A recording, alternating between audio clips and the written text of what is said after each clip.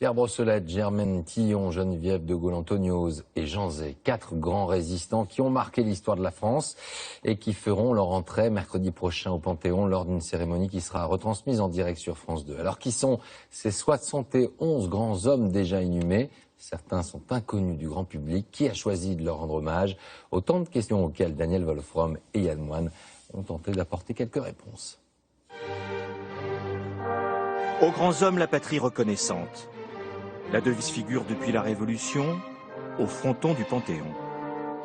Pour aller à leur rencontre, il faut quitter l'imposante nef, plonger dans la crypte et s'arrêter devant ces hommes parés de toutes les vertus.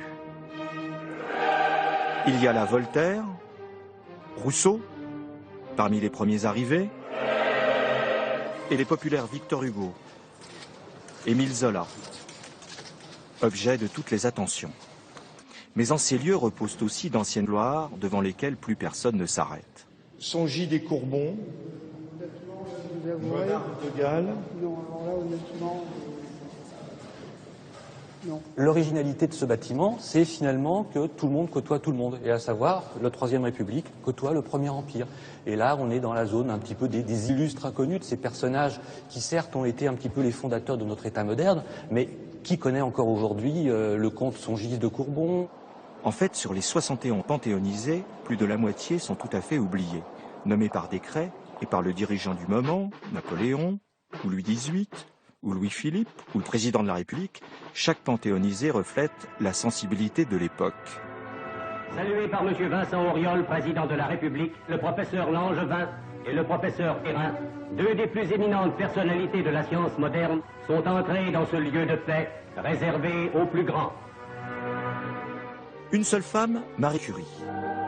Et pas un artiste, ni un musicien, ni un entrepreneur.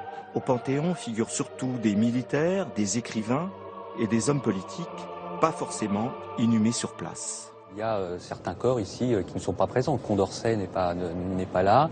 Et puis pour Jean Moulin, ce sont les cendres présumées. Mais ce qui compte, c'est cet acte de panthéonisation. Le Panthéon n'est pas une nécropole.